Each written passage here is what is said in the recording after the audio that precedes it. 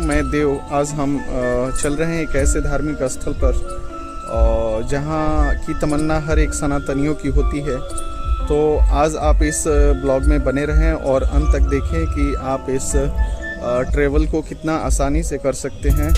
और हमारा ट्रैवल शुरू हो रहा है ये बिहार के आरा जंक्शन से। ये आप देख सकते हैं, ये आरा जंक्शन का व्यू है और ये आरा जंक्शन का 3 नंबर प्लेटफॉर्म है जहाँ से हमारी ट्रेन जो कि अर्चना एक्सप्रेस है। तो उम्मीद करते हैं आपको अच्छा लगेगा ये ब्लॉग। आरा जंक्शन छोड़ चुके हैं, ट्रेन में बैठ चुके हैं।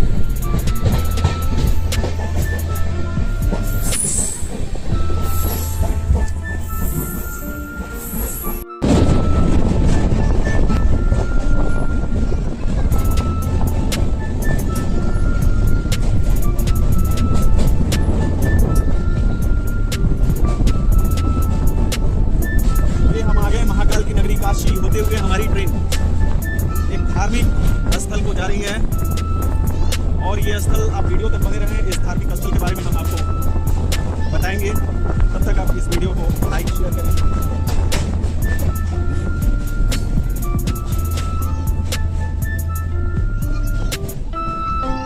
ये बनारस का नमो घाट है।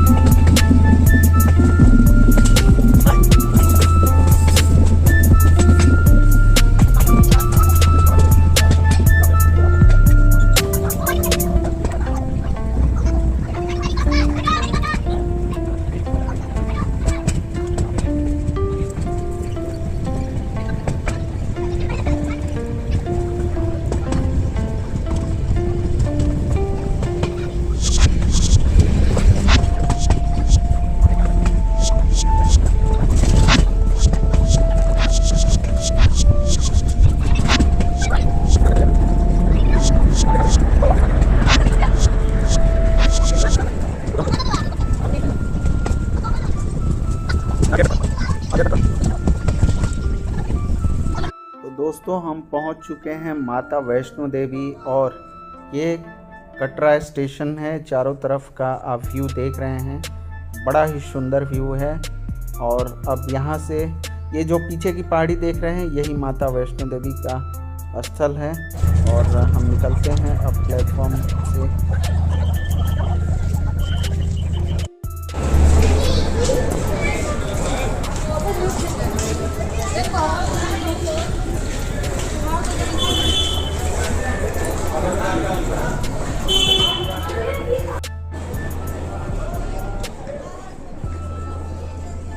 तो हम बाहर की तरफ निकल रहे हैं दोस्तों प्लेटफॉर्म से। और ये प्लेटफॉर्म के बाहर का दृश्य है, ये देख रहे हैं, बड़ा सुंदर ही दृश्य है। और ये कटरा चौक है। कटरा चौक पर ही साइन बोर्ड का रजिस्ट्रेशन ऑफिस है, जहाँ पर यात्री आकर अपना यात्रा रजिस्ट्रेशन करवाते हैं। उसके लिए आपको अपना आधार कार्ड देना होता है, आधार कार्ड से आपका रजिस्ट्रेशन होता है और बाकायदा आपको एक साइन बोर्ड का एक आईडी प्रूफ दिया जाता है। उस आईडी प्रूफ के द्वारा ही आप माता वैष्णो देवी का दर्शन कर सकते हैं। उसको रजिस्ट्रेशन कराने के बाद मैं लग गया लाइन में, और फिर लाइन में लगने के बाद ये है साइन बोर्ड का मेन गेट है, जहाँ पर हमारे जो रजिस्ट्रेशन कार्ड जो मिला होता है उसको पूरी तरह से वेरीफाई किया जाता है। और वेरीफाई करने के बाद हमें आगे की यात्रा के लिए हमें फॉरवर्ड किया जाता है। तो फिर यहाँ पर अगर आप छोटे मोटे सामान लेकर आते हैं तो उसे पूरी तरह से स्कैन किया जाता है।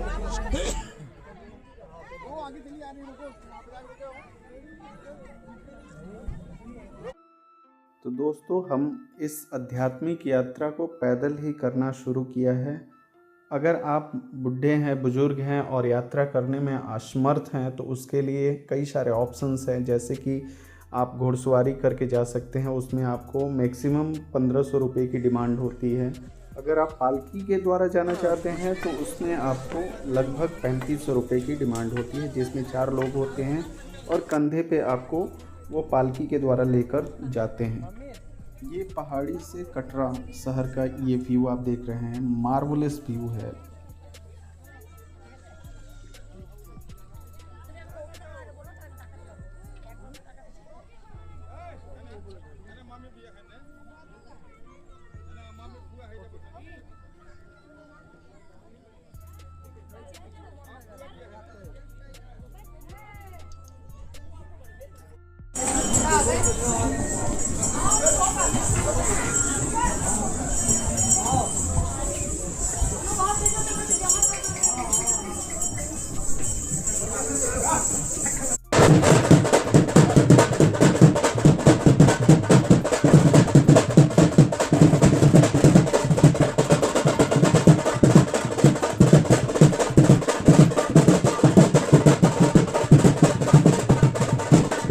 हाँ संदीप है, संदीप है। वैसे थोड़ा सा फोटो खिंचा रहे हो। हाँ कोई बात नहीं।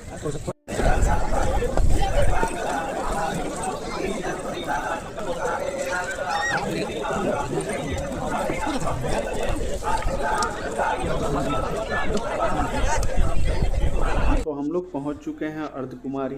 ये अर्धकुमारी का दृश्य है, माता अर्धकुमारी का ये मंदिर है। यहाँ पर एक गुफा भी है, जिसमें आप जाना चाहते हैं तो उसके लिए एक दिन पहले का रजिस्ट्रेशन होता है। अगर सेम डे आप चाहते हैं तो इसमें आपको एंट्री नहीं मिलती है।